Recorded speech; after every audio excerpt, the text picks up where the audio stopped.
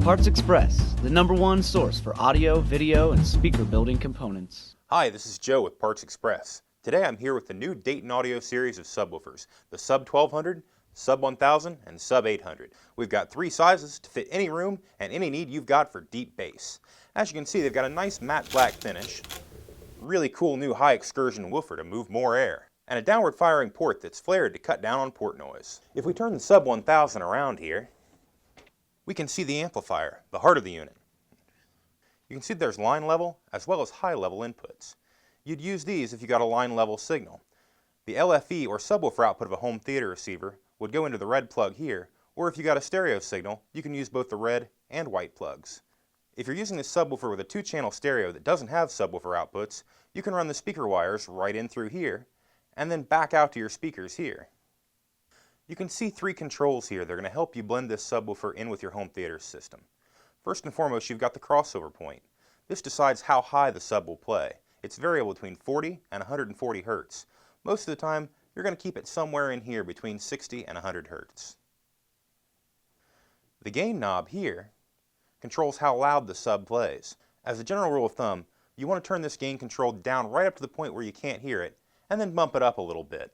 That's going to depend a lot on the source material you're using as well. You might want to turn it up higher for movies, or lower for jazz music. The last control we've got that you need to worry about is this phase switch. You can turn the phase to normal, or 180 degrees inverted. Basically, just switch it around to what sounds best with your speakers and your room. Lastly, you can see the power switch. We've got 3 settings. On the right, we have off, on the left, we have on, and in the middle, we have auto. That'll only turn the subwoofer on when it senses a signal. Otherwise, it puts the sub into standby, so you can set it and forget it. Most of you will be feeding these subs a signal through the LFE or subwoofer output of your home theater receiver. In that case, installation couldn't be simpler. Just take the RCA and plug it into the red connector. For those of you sending a signal to the subwoofer via stereo RCAs, perhaps from a preamplifier or from the analog outputs of your television, all you have to do is plug your right RCA into the red and your left RCA into the white. Those of you who don't have RCA level outputs for your subwoofer aren't left out. You can go ahead and run your stereo speaker wires in here. Then you'll go ahead and hook speaker wire up to your speakers here. The subwoofer will filter out the bass frequencies going to your satellite speakers, allowing them to play with lower distortion. Then you'll go ahead and hook speaker wire up to your speakers here.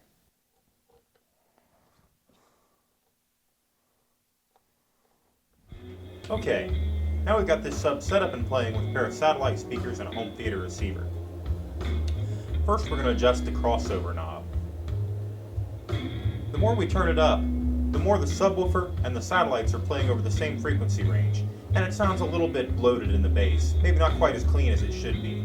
So we'll back off on the crossover knob until the subwoofer just starts to come in where these speakers start to roll off. That's nice. Okay, now we're going to play with the gain knob a little bit. This is going to control the overall volume of the subwoofer.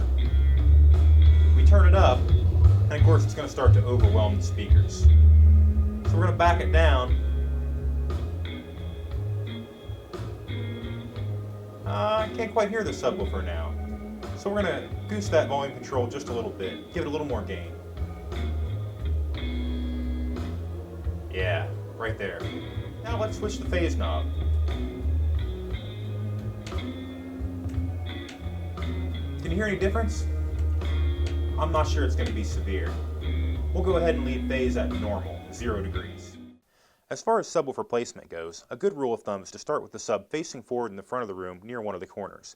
You may find that moving them around a little bit helps out, but low bass is omnidirectional, so placement isn't as critical as it is with a lot of speakers. A lot of you only have 1 or 2 really good places in the living room to put a sub, and that's okay. These subwoofers have all the contemporary styling, performance, and value we've come to expect from Dayton Audio. We really like them. Cruise your browser on over to partsexpress.com to check them out. While you're there, if you need any assistance hooking them up or just have any questions, check out our live web chat or call our tech support line at 1-800-338-0531. Over 15,000 products, free same-day shipping on most orders, 45-day no-hassle returns, and free tech support. PartsExpress.com, the #1 source for audio, video, and speaker building components.